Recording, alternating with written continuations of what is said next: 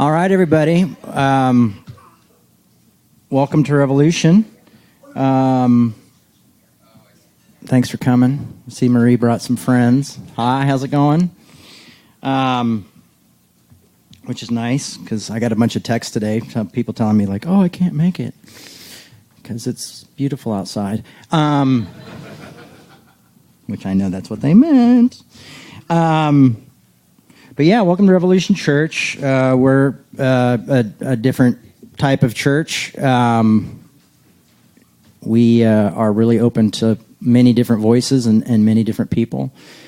And we'll get into that a little bit today. I'm trying to think, is there anything else? We're still doing our interviewing folks on our new podcast to Meet the Congregation. And if you listen online and you're listening right now and you'd like to be a part of that, check out our Instagram or send us an Instagram or send us a tweet and let us know. We'd love to talk to you and interview you for the podcast, and also maybe have you up on our Instagram page of Meet the Congregation, because that's been really cool. If you hear hammering in the background, that's my son. This is my weekend. I have every other weekend with the kids, and this is my weekend with the kids. I don't want to go too long, so let's just get into this. Maria is our guest speaker today, and she is a co-host of Everyone is Agnostic. Am I pronouncing that right? Everyone's Agnostic. And she also shaved her head today for this event. Which I think Paul, the apostle, shaved his head for special events. So that's really nice of you to do, following our tradition. Yeah. So she is a self-proclaimed sex nerd, so maybe we'll hear about that, and does a lot with religious trauma recovery activism, which I think we all could use, especially those of us who are still inside this thing trying to figure it out. So anyway, Marie is going to tell you a little bit about herself, but she is an atheist and a former Christian, and she's going to probably talk a little bit about that. I don't know. I'm not psychic. Yeah, so I don't have any special powers, unfortunately. But without further ado, please welcome Marie.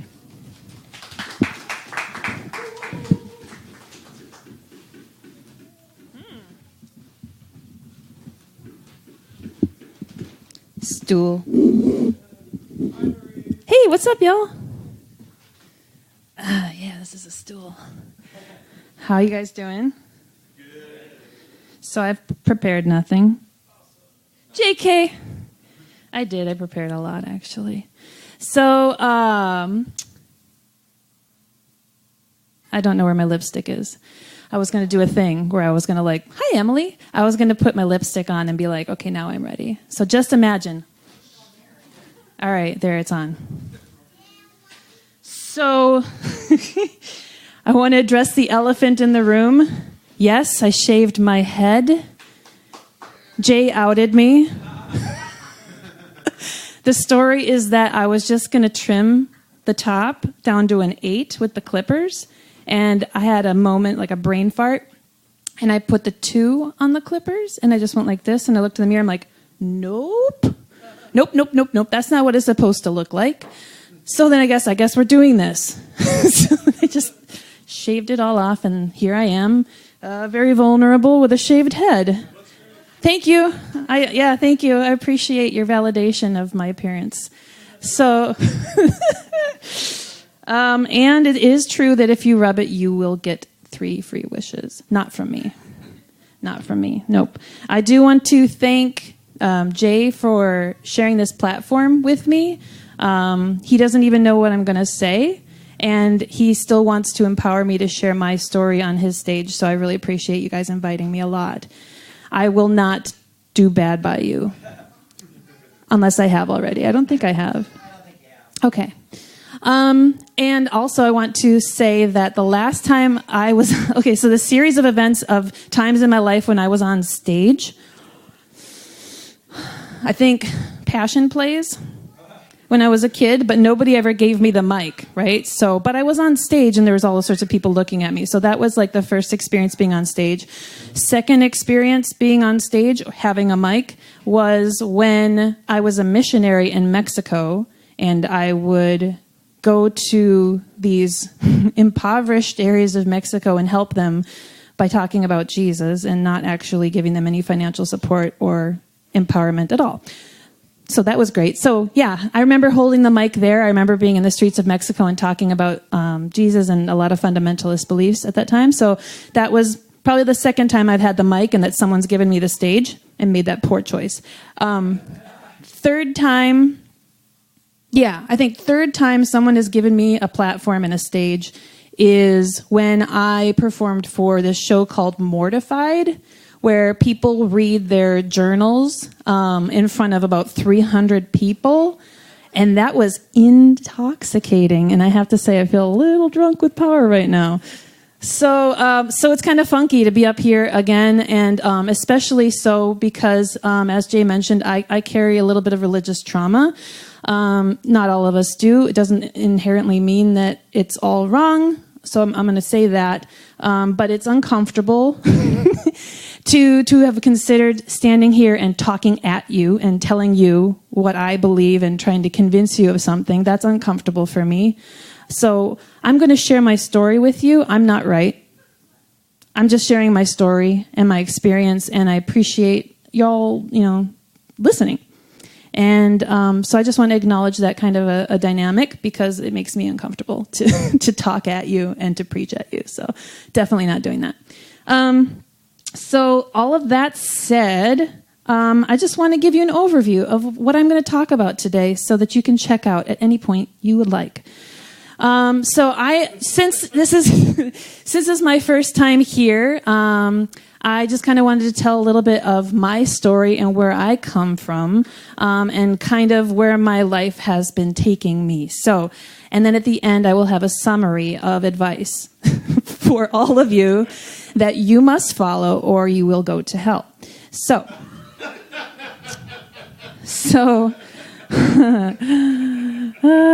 this is going well. Also, do you like my shirt? Yes. Thank you, I do too. I don't know, I haven't picked it yet. Maybe Fräulein. My shirt says feminist is my second favorite F word. Yeah, sure. Yep, Fräulein, Freud, that's probably my first favorite F word. Mm-hmm. So just a quick overview. My name verbally is Marie LePage. When this goes live, it will be under Marie d'Elefant because that is my pseudonym when I talk about religious trauma because I don't really feel like having employers look me up. No. Verbally, it's okay. Just don't put it in the show notes. I don't want it to be Googleable. That's a verb. No, adverb. I don't know. So that's just explaining that. Just a few, what is it called? Spoilers about me, is that I live in Columbia Heights. I am romantically and contractually obligated to the gentleman here. And I identify as ethically non-monogamous and more specifically polyamorous, which I can get into a little bit later. Judge me now. I am the co-host of a podcast called Everyone's Agnostic. On that show, we talk to people about their journeys away from faith, away from fundamentalist beliefs. Sometimes they arrive to agnosticism. Sometimes they arrive to a spiritualism. Where they land is kind of indifferent. It's just we like to talk about that journey away. So that's the show that I'm on, and I fucking love it.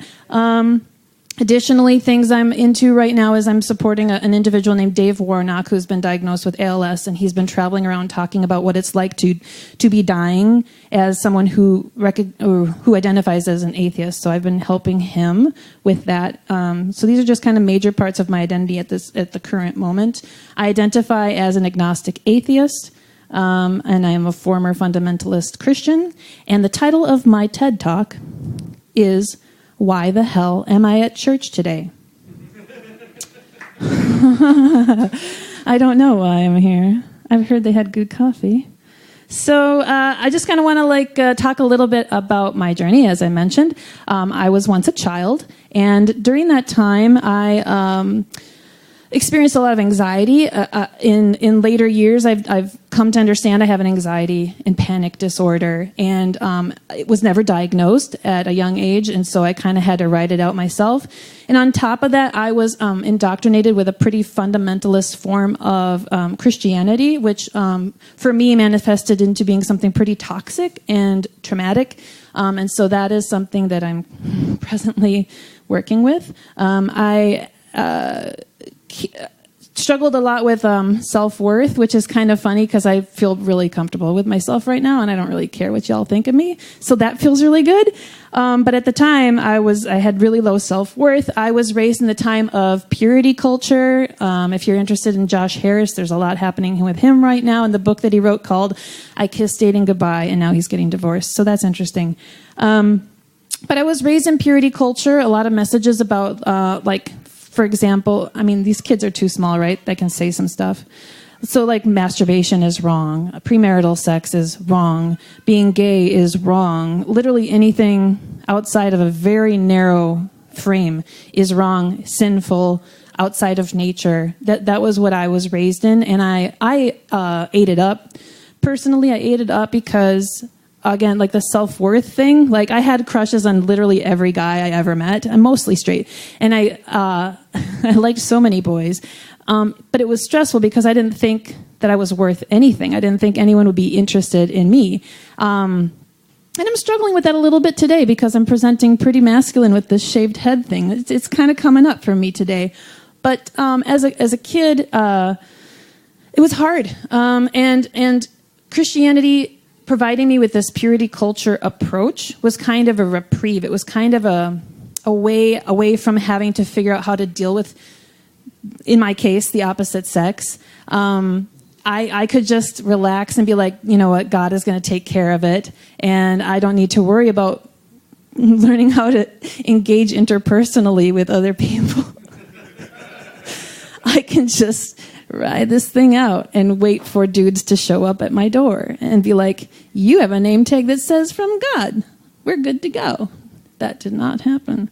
So, and then in addition to the purity culture messages that I got as a kid, I got a lot of those messages in my form of Christianity about original sin.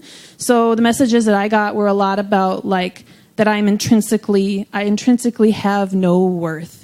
And I should just be grateful at all that Jesus did anything for me at all. And so it played into the self-worth issues that I already had and did not help me get over that. So it was kind of a spiral in that way. And, and I believed in hell. I believed that the rapture was going to occur. I believed it was going to happen sooner than later. I didn't have the same kind of rapture phobias that a lot of people did, where they woke up and maybe their parents were gone for coffee and they're like, oh my God, where's everybody? They left and they got raptured and I got stuck behind.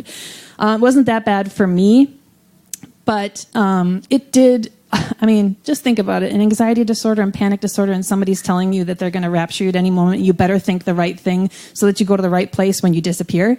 It's terrifying. It's terrifying, and so that didn't work well for me. And then obviously involved in that whole you're not good enough, your heart is deceitful, your heart is a wicked thing. That you need salvation, you are broken. Those messages meant that I needed salvation, that I was not whole, that my humanity was inherently bad, that all of your humanity was bad. And so it made me the other to myself. Write that down, that's a good one. I became an other to myself, and everyone around me became an other unless they aligned with my very narrow view of the world. And so then anyone else outside of that group then became a project, that someone I had to fix, I had to save. So that's the worldview that I was raised in. And looking at the next bullet point. So when I was about 13, I kind of started to doubt all of that. And people often ask, what was it that you doubted about it? And I'm like, the whole thing.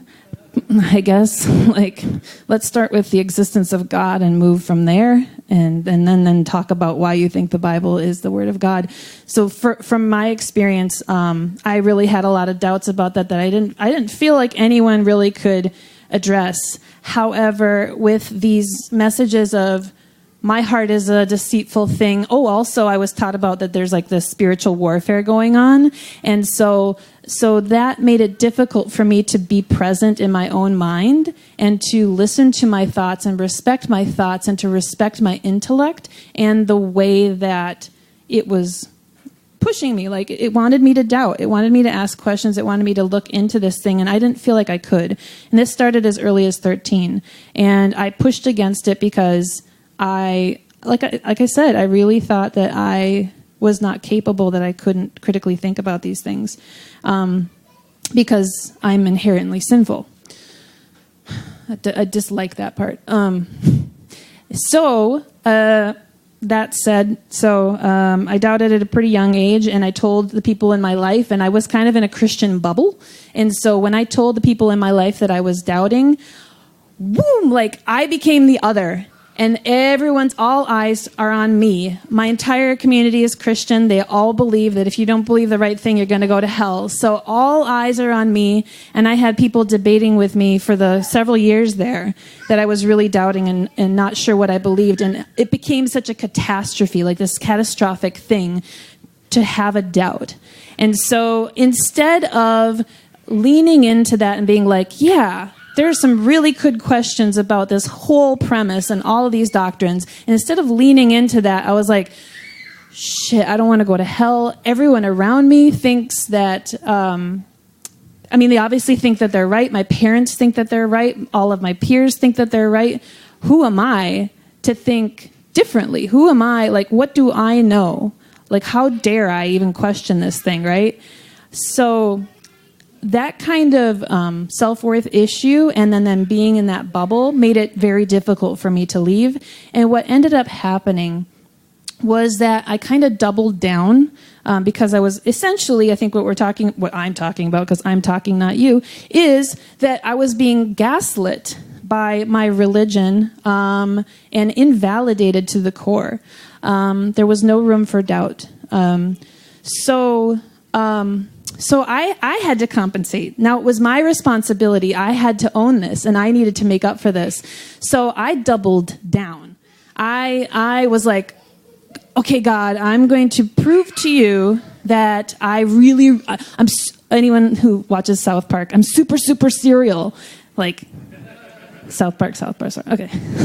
Like I am. I'm like super serious. I super really, really want to believe this. I was so sincere. I really wanted to, and it was just so difficult. And so I took extravagant steps to prove myself to God so that he would finally, calm this anxiety and this doubt that I had about his very existence.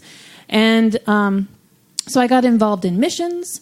I went, since we're in Minnesota here, maybe you guys know, I went to Pelican Rapids, which is by Alexandria, Fergus Falls. Everyone on the podcast doesn't give a fuck. But so I did some missions up there for a summer in Minnesota. And then when I graduated high school, I thought to myself, I'm such a mess. Like, I'm such a mess. I can't get right with God. I can't figure this out. I am a mess, and the rapture is coming, and I haven't figured this stuff out. And going to college would be I thought that my peers who were going to go to college were dumb, because I was like, what is the point in investing all that time and money in your education when you could be out saving souls? So I dismissed everybody's choices to do that. And I instead decided that what I wanted to do was do the best thing that you could possibly do with your life, which is save lives. The way I interpreted that was to change people's belief systems. So now I view helping people differently, but at that time, that's what I translated that to be. So, bloop, bloop, bloop. Now we're into 2000. If you were curious where we were, we're in 2000 now. So I moved to Mexico in 2000 and joined a missionary organization called Youth with a Mission, which is also called YWAM. That's an acronym. And so I did a semester there where they call it theory. But the thing about theory is that you need to have it like based in like solid logic. So it's not really theory. So anyway, they just preached a bunch of random indoctrinating ideas to me that were even more extreme than the faith that I had come from, which my faith that I'd come from, like Lutheran, like white people Christianity, that, you know, there was no falling over, there was no slaying in the spirits. I don't know, that might be racist. I might take that back. Anyway, you get the point. So when I was in YWAM, it was a lot more Assembly of God. It was a lot more mystical. It was a lot more speaking in tongues. And like, it was so exciting to be a part of that. And I thought, I've made it. I finally believed enough. I finally took a big enough step. And I've proved it to God now. And now I'm surrounded by this magical world. And how wonderful. This is so exciting to be a part of this. And, well... It went well for a little while, and I preached on the streets, as I mentioned. Somebody deigned to give me a microphone, and I spoke into it, and I said things that I thought at the time. And then I finished my semester there, and I decided to go back. Oh boy! And then so now we're talking about 2001. I swear this is going to go faster soon, but 2001 I went back to Mexico, and the funny thing is, on the flight to Mexico, I was an atheist because 9/11 had happened and I was going through a depressive, anxious period. And again, having doubts. And I was just like, F me. And I was like, how can I figure this out? Like, that's been my faith journey, really. Just, why is this not making sense? I'm effing this up. I don't know if I should be swearing in front of those children or not, but... They're not listening. Okay, I'll indoctrinate them later with profanity. All right. If Jay keeps me around that long. A couple years. Okay, all right. So I had another faith crisis before I returned to Mexico. I don't even know what the term faith crisis means anymore. But I returned and I was an atheist. And I told the director of the base, I said, I don't think I believe in God. I don't know if I should be staff right now. He's like, it's okay. Stay anyway. If you're going to find God, you're going to find him here. And I was like, okay. So I stayed. It was horrible. It was horrible because, I'm not going to get into a whole lot of details around it, but it's very, very difficult to be saturated in an environment that all of your bones tell you is wrong. And it was just this constant gaslighting experience and this pressure to conform. And I felt like I had to be there to prove to someone that I was trying. So that was my experience at that point. And this blinking light on my phone is going to distract me. I could just check my phone like during this talk. That'd be hilarious. Pastors wouldn't do that, so I guess I'm not pastor. So what happened after that? So then this boy that I had a crush on started dating someone else, and so I was like, I guess God doesn't want me here anymore.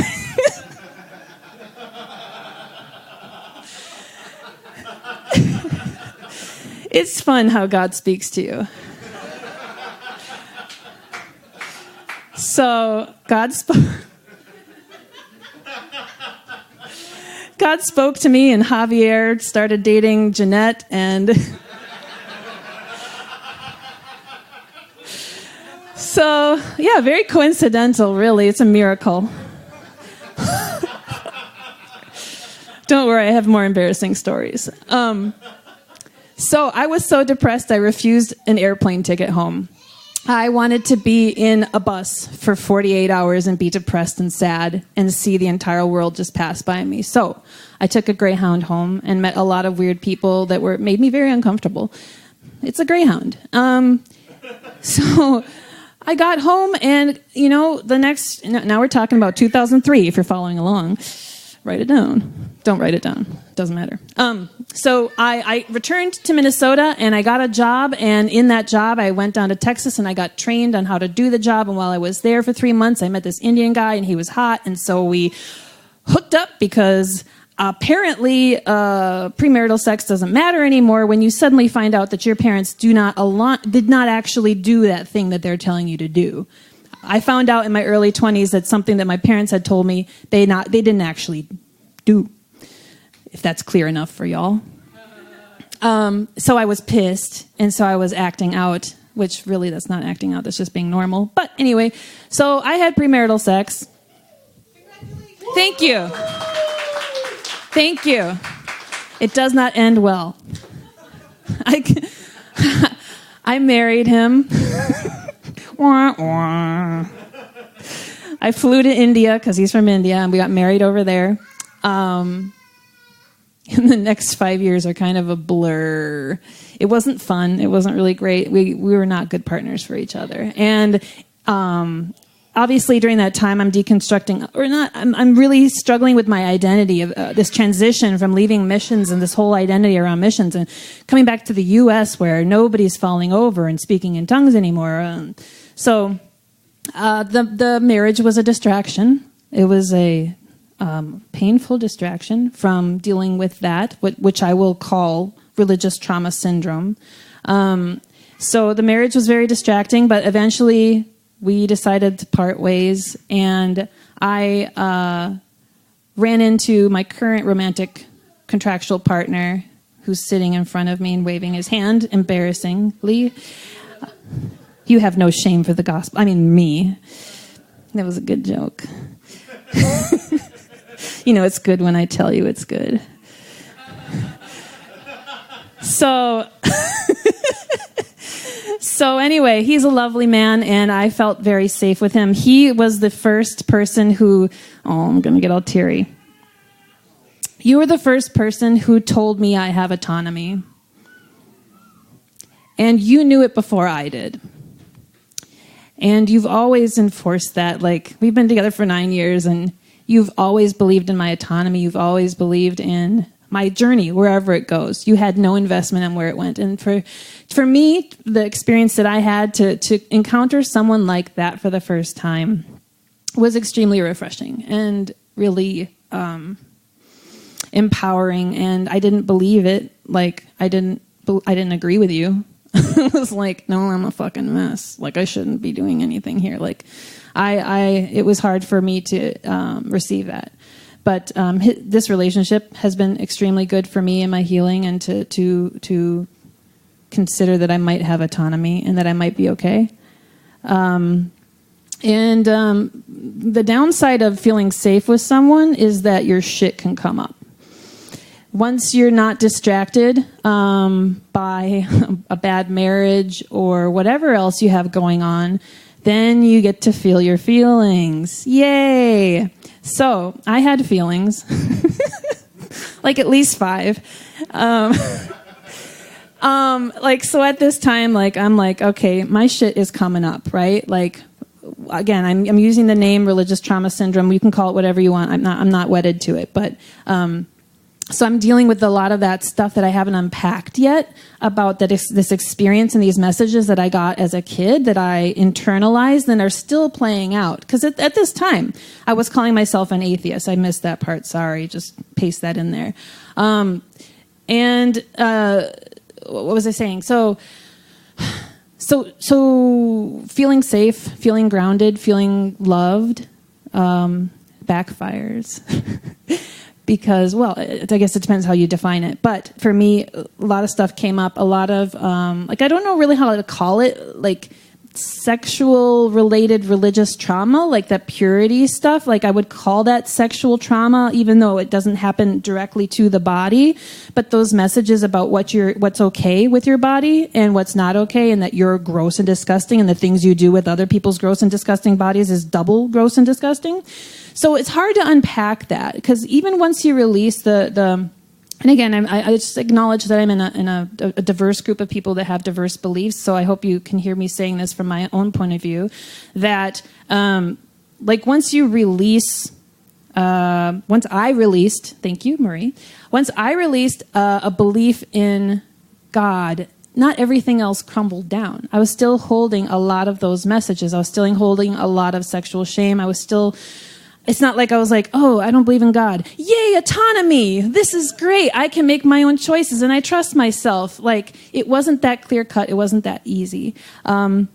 So finally getting into a healthy relationship, I was able to start feeling those things and dealing with those things and getting an eating disorder, which was super great, and getting treated for that. So all of that was good. It was good to work through that stuff. I don't even know where I am in my notes anymore, y'all. Also, I've been hanging out with people from Nashville, so I've started saying y'all, so sorry. But also, it's gender neutral, so I kind of like that part about it, you know? Right? Yeah. She's feeling that. Exactly. It's nice. I think I'm going to lean into that a little bit. Here we are. All right. So, where are we on time? Oh, I've been talking for a long time. All right.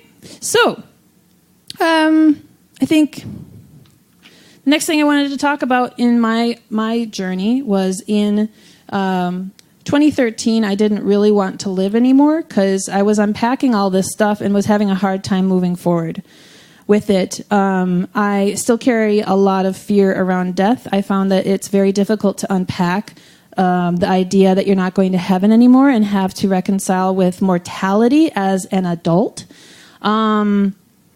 I know some people don't reckon with that. They don't have a problem with that. They've eased into this mortality thing with ease. Not me. Like, it's really, really difficult for me to deal with that death thing. So that is something I've been carrying for a long time that was really, really painful and led me to these really extreme places of not wanting to live anymore. So I got help. I went to a hospital and I got help. And it was at that point where I decided, life is hard, like, especially with the stuff that we're given. It's just given to us. Nobody asks us what we believe or helps us create a path. They just pass it on to you. And so life is hard because you're taught all these things and then you grow up and you have to unpack them and decide what do you want to put back in, if anything at all. And so getting help finally helped me realize that I had two choices. I could give up. I could stop doing all this, or I could just keep trying and see where it leads me. I mean, what's the downside in that? Either way, I'm going to die, right? Sorry, this is a little bit morbid, but that's really legitimately how I felt at the time. Like, it's, you have two choices here. So I decided to fight and keep pushing through, unpacking the stuff that I was carrying. And that was a really good point in my life. That was a good pivot for me. I got a better job. I got a job that was healthier and the people were respectful of me, and that was really great and wonderful. And so now the part you've all been waiting for, sex. So I promised I will deliver. I'm not performing on stage right now. Just want to be clear about those who can't see me. I am still fully clothed. So I'm glad you like those jokes. I haven't even asked you if this is okay to talk about, husband. I'm going to talk about it. All right, I got a thumbs up. Here we go. Consent. It's important. So in 2017, I thought to myself, boy, this sexual-related, religious trauma stuff is effed up, and I don't know how to work through this in this relationship because we're limited in our experience and knowledge. And so, long story short, we decided to open up our marriage. Mostly specifically for me to work through my trauma and to create new relationships with people and work through the insecurities that I had with potential partners and that sort of thing. So we opened up a relationship and horrible things happened. Like, some people in this room became part of our lives that I will not point to them because I'm not outing other people. And anyway, so that had been, so this is the kind of edgy part, right? Like, everyone's super on board, right? That I got rid of religious trauma, right? Everyone's like, yay. And then I'm like, yeah, also I have several partners, and they're like, ew. So I know it's a little fringy, so that's okay. I'm all right with that. When you deconstruct something like a fundamentalist faith, it becomes almost addicting to deconstruct more things. Like, why do I need to have long hair? Why don't I just shave it off? Why do I have to be so femme? Like, why can I only have one partner at a time? Like, why is that not okay? So we deconstructed that, and it's been wonderful because I have worked through a lot of the insecurities that I had because I was projecting onto people in my life my insecurities about how I am as a partner. And then I was able to realize, guess what? I actually really like myself. And I don't think I would have had that opportunity had we not opened our marriage and I'd experienced that jealousy, that insecurity of like, if this person is available in their life, then they're going to leave me because they're better. They're not. I'm amazing. Why have one when you can have two, right? Like, there's room for everyone. There's so much there's infinite love. It is not capped. It is not limited. It is not, you don't run out of love. And so that's been a super fun thing that we've been learning. It is not for everyone. I am not preaching polyamory. I am just sharing my story. So, where the F am I going now? Well, so I've been spending the last few years wrestling with demons, and it's been fun. And I've been doing like super scary things, like, I don't know, talking at a church. And like I went and I took a trapeze class several years ago, which was, oh yeah, I know, be impressed because you should be. Because it was scary, and I should receive all your praise for doing it. I took like a Krav Maga class. I took a burlesque class. All these things. I got into this mode of like, okay, well, if I'm not going to give up on life, let's just go nuts. Let's just find all of the fear. And this has become the definition of my identity now. Wherever I feel the fear, that's where I go. And like Caleb knows this about me. You guys know this about me. I love triggers. Trigger me. Trigger my timbers. Like... That's me. That's me and my identity. I acknowledge that that's not everyone's identity, but that's where I find strength. Because I'm like, okay, if I feel this fear, if I feel this terror, I get excited. I'm like, what are we going to learn now? Like, oh God, this fact that my husband is dating another woman makes me want to die. I'm so excited. There's a lot of pain there. What am I going to learn about myself? And so I kind of get addicted to this. It's very exciting, and to just live my life and to make mistakes and make my own choices and lean into my autonomy that I have. I can fucking shave my head if I goddamn want to. And I don't need any of you guys to even like it. Like, that feels so powerful to me, to have released everyone's judgment, to have released God's judgment, and to realize that we're just a bunch of weird apes and nobody really knows what's going on here. We're just, I mean, we don't have a lot of hair, and that's kind of weird, but other than that, we're apey as fuck. And I didn't do it. I didn't make us apes, but it's been really helpful for me to look around and be like, there is no good human. There is no bad human. I am not good. I am not bad. I am human.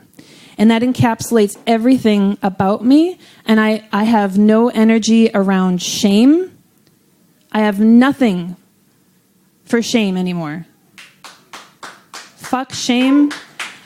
If I do something right now and everyone's like, if I say something stupid right now, guess what?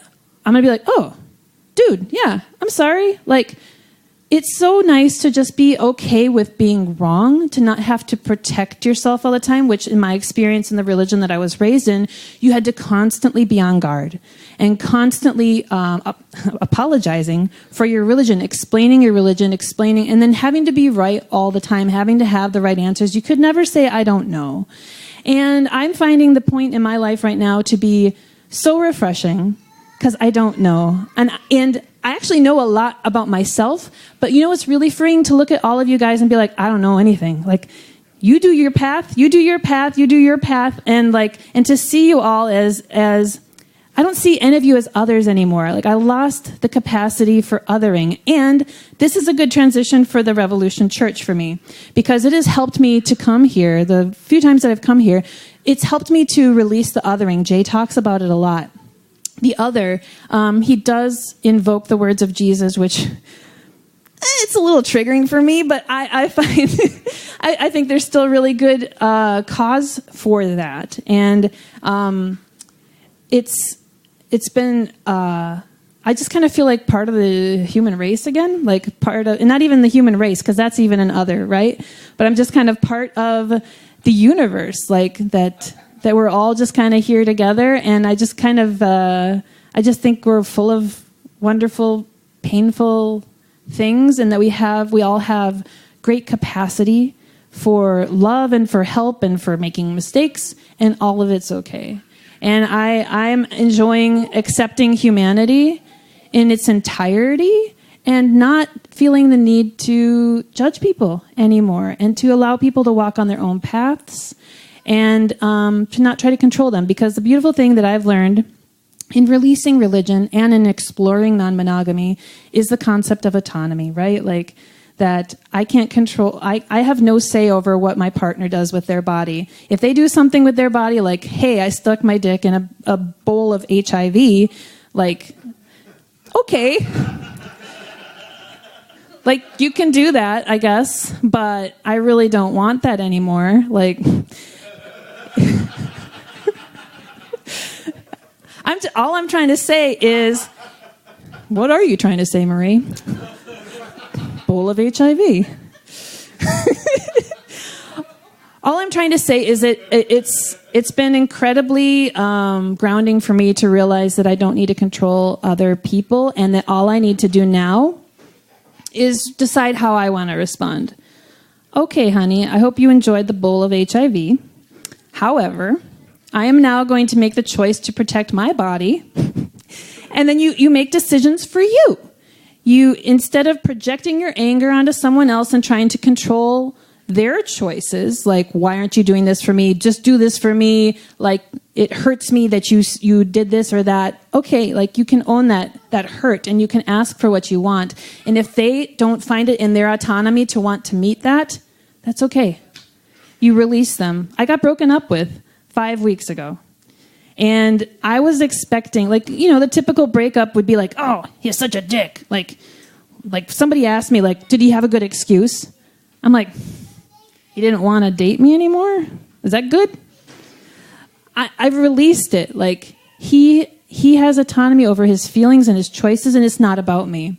It's not about me that he wanted to break up with me. He's living a different life, doing whatever the hell he wants to. It hurts because I did want to be with him. I did want that, but it is not in my control to make him be with me. Why would I want someone to be with me who doesn't want to be with me? So I've just been finding it, I'm repeating myself, but I've been finding it very refreshing to really focus on honoring other people's autonomy.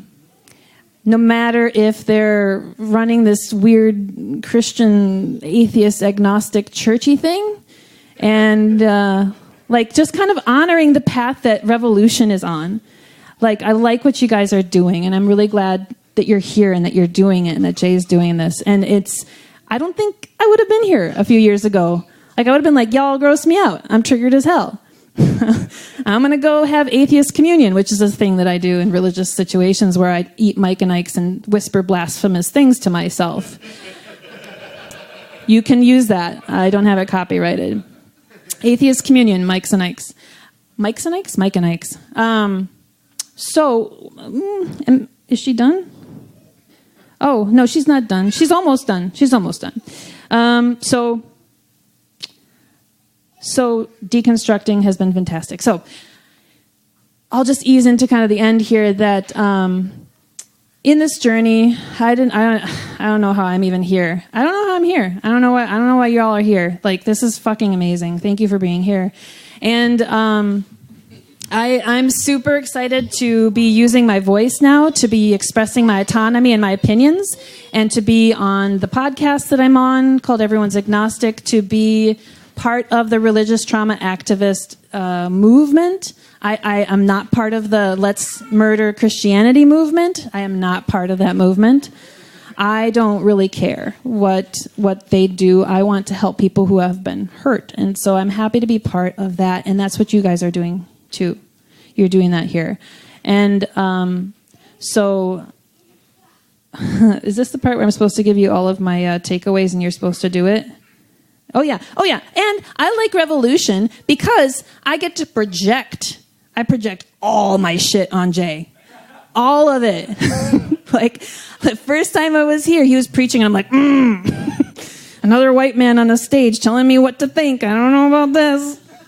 And it was really cool because in the after thing, in the afterglow, there's the thing, my groupies don't know what that is. There's this afterglow afterwards where you get to actually have an opinion and like say stuff. Yeah, calm down, Matt. I don't know. And so in that, I was... Afterglow is a joke? Yeah? Oh, okay. The name, I had nothing to do with the name, so that's a fair criticism. It's a little like, it's weird. Oh, it's a joke. It is literally a joke. You're using, it's ironic. Okay, so, okay, that makes sense now. Yeah. So anyway, I projected my shit all over Jay. It was great. I raised my hand. I said, I disagree with you. I was very confrontational. And Caleb says I'm very confrontational. I don't know what he's talking about. No, I'm not. See what I did there? Yeah. So I really appreciate Revolution being here. I appreciate Jay for who he is, that he's not trying to control any of y'all. Like, I understand that a large amount of you people would identify as Christian. A lot of people would identify as spiritual or non-conforming or atheist or agnostic. And you're all here. And you're all here, and none of you are like, oh my God, things are being said here that make me, that are just toxic. This is just like a really nice open space to kind of explore that together and to unpack things together. And so that's, as an answer to my TED Talk title, which was, why the hell am I at church today? That's why I'm here. That's why I'm here, because this is a really cool environment for that. I'm probably going to keep coming just to see what it triggers for me. And I also like you people. You're really nice people. Caleb and Jay are awesome. And the kids are really great, too, even though they talk the whole time. But so did I. So, do I have any jokes left for y'all? No, I guess I do want to just say these are my recommendations. If you don't do this, you're going to go to hell. So it's a really good hell, though. There's marshmallows and candy. So these are my takeaways. These are my 10 commandments for you. This is weird. This is meta. So these are the things I've learned in my life. Trust yourself. Value your voice. Love your humanity. Honor each other's paths. Always ask questions. Fight.